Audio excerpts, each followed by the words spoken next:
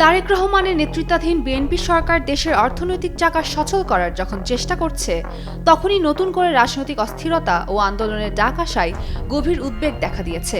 সংশ্লিষ্টরা বলছেন, অন্তর্বর্তী সরকারের রেখে যাওয়া ভঙ্গুর অর্থনীতি সংস্কার ও কর্মসংস্থান সৃষ্টির মুহূর্তে এই সংঘাতময় পরিবেশ টেকসই পুনরুদ্ধার প্রক্রিয়াকে মারাত্মকভাবে ব্যাহত করবে। বিগত 18 মাসের অন্তর্বর্তীকালীন প্রশাসনের সময় দেশে মব ভায়োলেন্স, অনিয়ন্ত্রিত চাঁদাবাজি, অগ্নিসংযোগ এবং তৈরি পোশাক খাতে তীব্র শ্রমিক অসন্তোষ দেখা যায়। এর ফলে শিল্প উৎপাদন স্থবির হয়ে পড়ে এবং দেশি বিদেশি বিনিয়োগকারীদের আস্থা তলানিতে ঠেকে। অভিযোগ উঠেছে, তৎকালীন প্রশাসনের সুবিধাভোগী রাজনৈতিক দল এনসিপি এবং জামায়াতে ইসলামী এই অর্থনৈতিক বিপর্যয়ের জন্য বহু অংশে দায়ী। সম্প্রতি এই দলগুলোর পক্ষ থেকে পুনরায় রাজপথে আন্দোলনের যে ডাক দেয়া হয়েছে, তা বিনিয়োগের পরিবেশ নষ্ট এবং কর্মসংস্থান তৈরির সরকারি প্রচেষ্টাকে বাধাগ্রস্ত করবে বলে মনে করছেন বিশ্লেষকরা।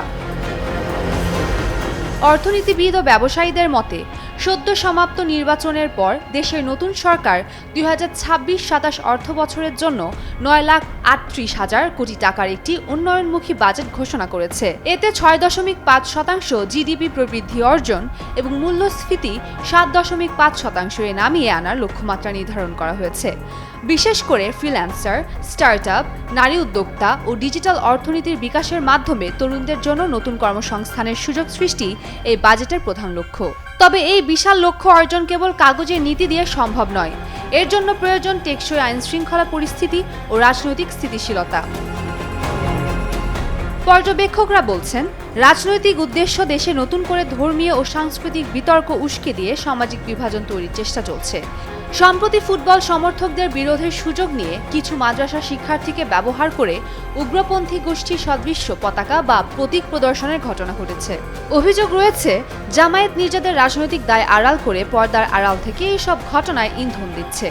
তবে এই গুরুতর অভিযোগগুলোর সত্যতা নিশ্চিত করতে নিবিড় ও নিরপেক্ষ তদন্ত প্রয়োজন। ব্যবসায়ী সম্প্রদায়ের পক্ষ থেকে বলা হচ্ছে, কায়েমি স্বার্থান্বেষী মহলের যে কোনো সহিংস কর্মকাণ্ড বা দীর্ঘস্থায়ী আন্দোলনের অর্থনৈতিক ক্ষতি শেষ পর্যন্ত সাধারণ জনগণকেই ভোগ করতে হয়। বিনিয়োগ বাড়াতে হলে ব্যবসায়ীদের মানসিক নিশ্চয়তা দিতে হবে। দেশে এখন সংঘাতের চেয়ে কর্মসংস্থান এবং সস্তা শ্রম থেকে দক্ষ শ্রমের রূপান্তরের মাধ্যমে মানুষের আয় বাড়ানো সবচেয়ে বেশি জরুরি। গণতান্ত্রিক ব্যবস্থায় শান্তিপূর্ণ উপায়ে ও সংসদীয় প্রক্রিয়ার মাধ্যমে বিরোধী দলের আন্দোলন করার অধিকার সর্বদা স্বীকৃত, কিন্তু সেই আন্দোলন যদি জাতীয় অর্থনীতির স্বার্থকে ক্ষুণ্ণ করে, তবে তা কোনোভাবেই কাম্য হতে পারে না। রাজনৈতিক দলগুলোর উচিত হবে সংকীর্ণ ক্ষমতার হিসাব নিকাশ ভুলে দেশের দীর্ঘমেয়াদী উন্নয়নকে অগ্রাধিকার দেয়া। সংঘাতের পথ পরিহার করে প্রবৃদ্ধি ও কর্মসংস্থানের দিকে মনোযোগ না দিলে বাংলাদেশের অর্থনৈতিক পুনরুদ্ধার প্রক্রিয়া দীর্ঘায়িত হতে বাধ্য।